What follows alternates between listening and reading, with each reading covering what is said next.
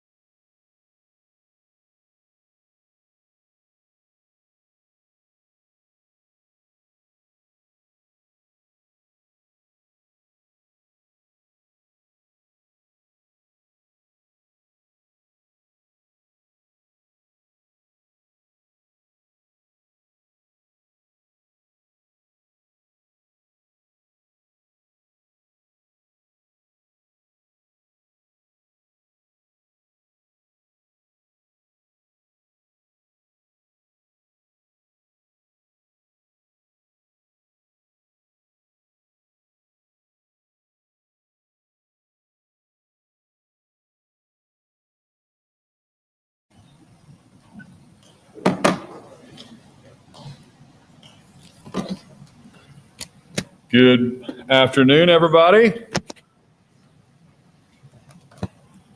That's where y'all say good afternoon.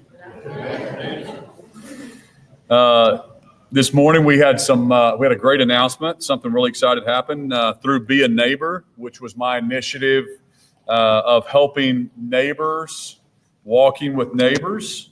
We had John and Laura Arnold in town, and they committed $10 million in matching funds over the next few years for evidence-based programs to help Oklahoma's youth. So we're really excited.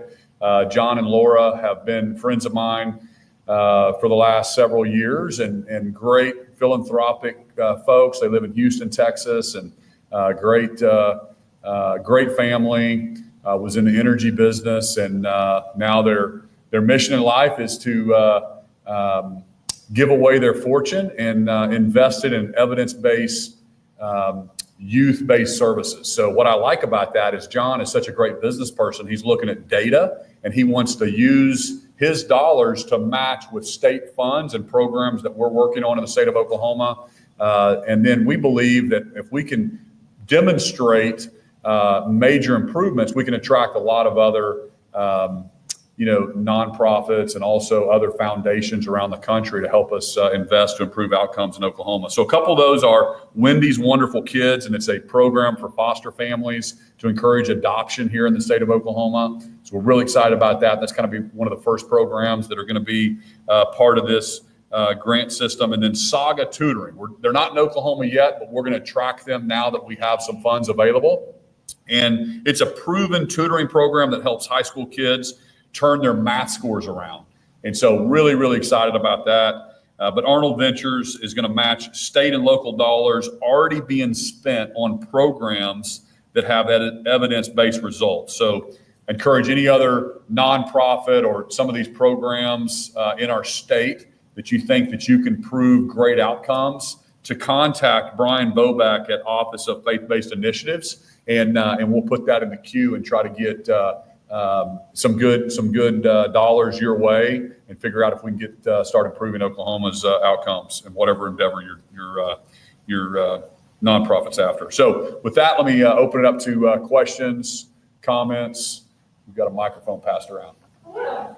I would like to ask you about sports betting. So the Senate bill, the Thunder-driven bill, passed off the floor yesterday. 2 House bills being heard today. I know in the past you said you're not really a fan of any of those. Has that changed? What does that look like for you right now?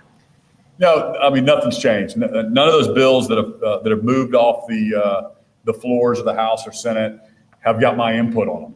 Matter of fact, they've excluded the governor of the state of Oklahoma from these discussions. So when they say that all stakeholders have come to the table and have agreed on something, the taxpayers that are represented by the governor has not weighed in on those things. So again, conceptually, we're fine with sports betting. But ultimately, it's got to be a free market solution before I would put my signature on a bill like that. So we're not going to do something that is not market what other states have done. This is not complicated.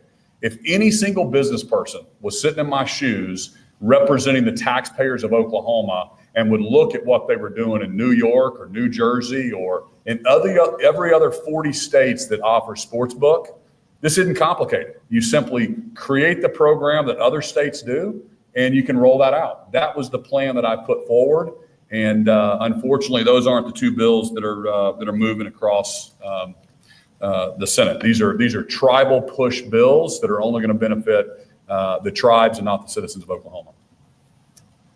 What's happening, Governor? Over here? Oh, hey, there we go. My question is a 2-parter surrounding the parental choice tax credit program. I know you've spoken about that a lot.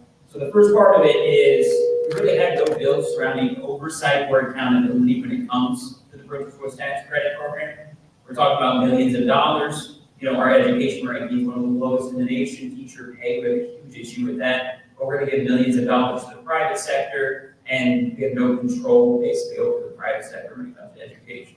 So I guess you could speak to that. Are you making an editorial comment on yourself, or are you asking a question? No, okay. My question is if you could respond to that, and then also respond to, you still want to not have a cap to take the cap off. Am I right on that? 100%.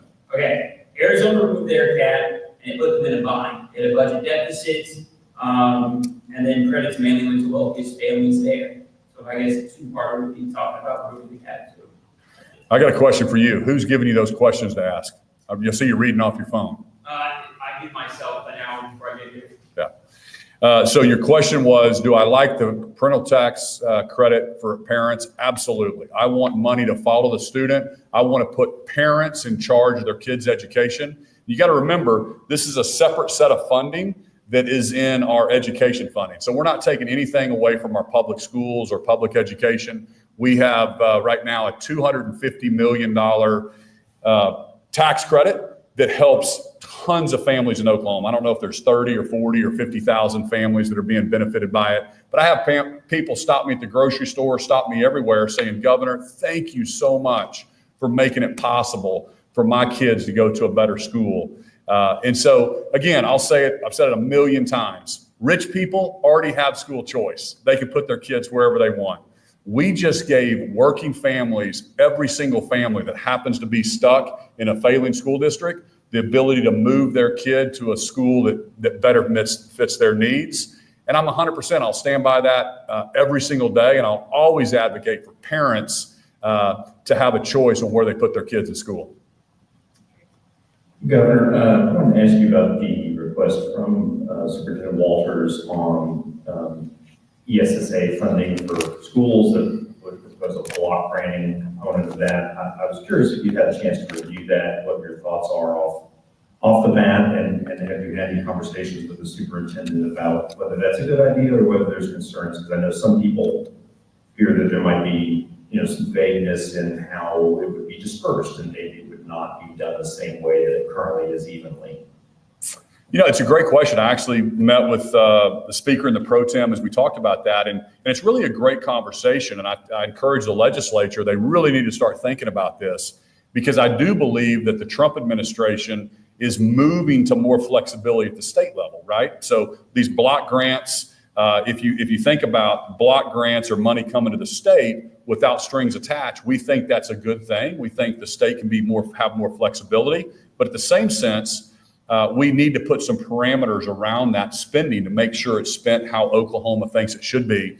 And so, our state auditor is auditing money that comes in from the federal government based on federal requirements. Well, if those federal requirements go away, we do need to think through those things. And so it's something that it's brand new right now, whether this money comes in this way that he's proposed. I don't know about that yet. And so we'll see. I know the governor will be involved with when we do have state monies that come in. I want to make sure it's on target, whether it's our most vulnerable kids and kids that needs to have some special needs or whatever those programs were for. We want to make sure that gets to the school districts and it gets, appropriately spent. So great question. It's still kind of wide open on how that's going to look yet and whether we even get those flexibilities from the federal government. But it's the right question. It's things that we're thinking about.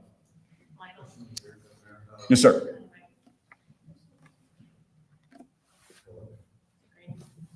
Okay, it's green now. Sorry about that. Related to your energy strategy and one of the conversations I had on the House floor today about setbacks for windmills and what that looks like and whether the state should be regulating that for companies and landowners or it should be held at the county level. One of the things that members of the legislature on both sides said was that some of them anyway, are for all of the above energy strategy, but they want some answer regulations around that. Where do you stand on what that should look like? Yeah, so just so the people that are listening kind of understand your question. So it's a debate about setbacks for windmill development around the state. So again, you've got to believe in free markets, right? As you've been with me enough to know that I'm going to be a free market person. I believe in freedoms. And so those are the main things. I don't believe the government should put their thumb on the scale and say, we like wind, or we like oil and gas, or we like solar or hydrogen. You need to let the free market work and meet the needs of Americans through our innovation. So always reluctant to put heavy restrictions on industries. I think that's a slippery slope. But, reasonable setbacks are, of course, that could be something that we need to look at. When I think about, the chicken houses, like you can put a chicken house with 150,000 chickens and it's a 500-foot setback from your neighbor. That makes sense. That's what we've had in statute. Then you've got oil wells. Oil wells are about 330 feet setbacks from property lines. That makes sense. Then you look at other industries. So a setback is normal. One of the things that passed at the house there is a half a mile. That may be too much. And again, subsidies, we're not for subsidies on wind or any of these kind of things. But I wouldn't be a free market governor if I got up here and said, I don't want this, I don't want that. I believe that if you're a landowner, it's hard for me to say you can't raise cattle or you can't raise chickens or you can't put a windmill on your place. But I think the state will negotiate and we'll figure out what a reasonable setback is. Half mile seems like you're pretty much trying to stamp the industry out. That seems like a big number. That's 2,600 feet or so versus these other ones. But that's just an example that we have to think about. These are all complicated things, and I get it. If you're a neighbor, maybe you don't want to see that. But again, maybe I'm a neighbor that doesn't want your cattle or your chicken or this and that. And that's the deal that's really complicated. We believe in personal property rights. We believe in land ownership. And I don't want the heavy hand of government, whether it's in DC or Oklahoma City, really telling Oklahomans what to do with their land. What do you mean by free market solution when it comes to sports betting? So the plan that I proposed on sports betting is I looked at, and this has been about 3 years ago. I mean, we proposed this thing 3 or 4 years ago. You'll have to fact check me on the exact date. But we went to all the different states. I put a team in charge of looking at what other states did. We were going to charge $500,000 for an initial license. There was going to be unlimited commercial licenses. It's a free market. Anybody that wants to pay $500,000, whether you or me or the tribes or anybody else that wants to come into this market and wants to create a website, FanDuel and DraftKings and all the different folks can come in, pay the state $500,000, and they can become a licensed sports book issuer. We can audit it. We know exactly how to collect the funds. They were going to pay the state, I believe it was 20%. Okay. Then for the tribes, for the brick and mortar locations, we were going to give them exclusive brick and mortar in their casino. So they could still offer that and only pay the state 10%. Okay. And again, if they want to do the statewide mobile betting, absolutely. Just come pay the $500,000 and compete like everybody else. That is a free market solution. What you're seeing across the finish line here is an industry, the tribes in this case, coming to the legislature saying, this is good for me, run this piece of legislation. Okay. That's not the type of governor that Oklahomans elected. There's no possible way that I'm going to let one industry come into this building, give someone a sheet of paper and say, run this bill. I think that's the height of corruption. It's unbelievable. And Oklahomans need to know what happens whenever these bills come to my desk that are being driven from industry-specific people. I'm not going to do it.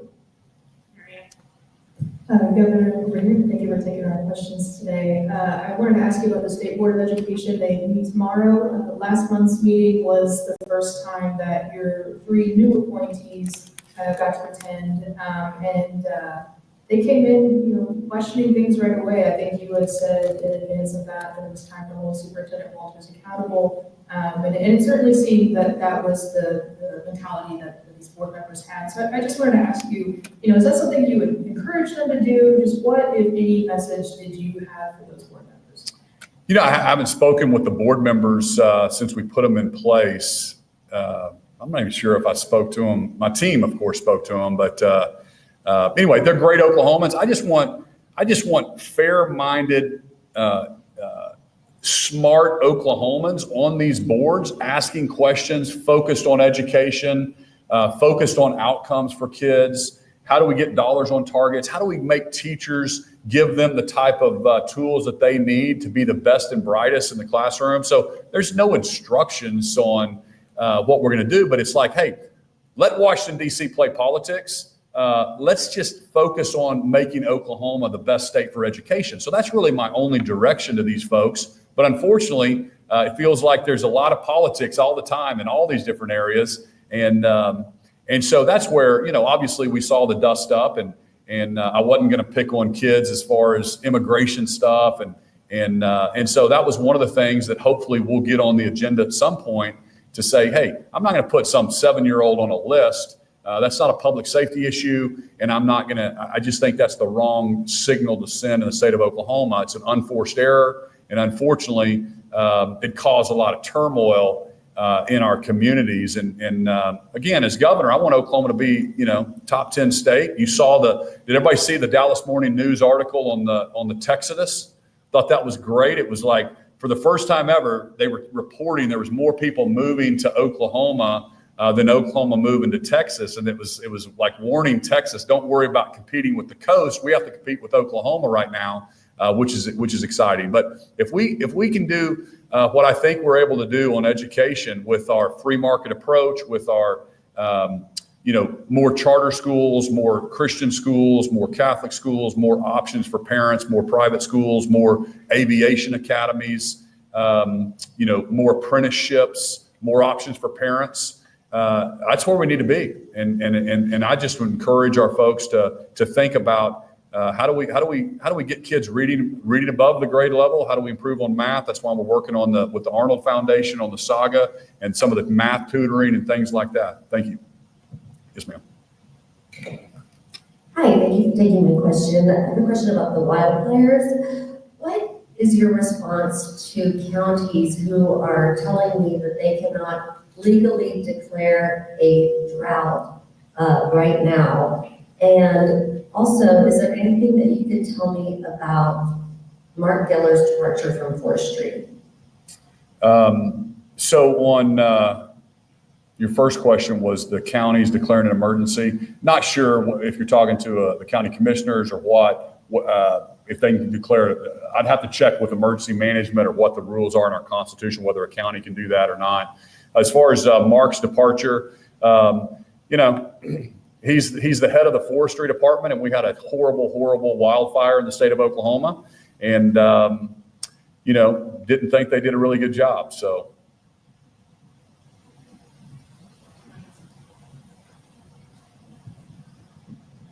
Good afternoon, Governor. Just wanted to have a quick housekeeping question for you. Obviously, messaging apps have been in the news lately. Just wanted to check with you. Do you have messaging apps on your phone, and do you direct any questions to your secretaries or agency heads using those agency apps? And if so, do you set the messages to disappear? No, I don't have any kind of messaging apps with state agency heads or my cabinet. I'm not on any of those apps. I'm laughing because I'm really not that techie. So when you're saying that you're assuming that I even know what this kind of stuff is, I don't know. I do have WhatsApp.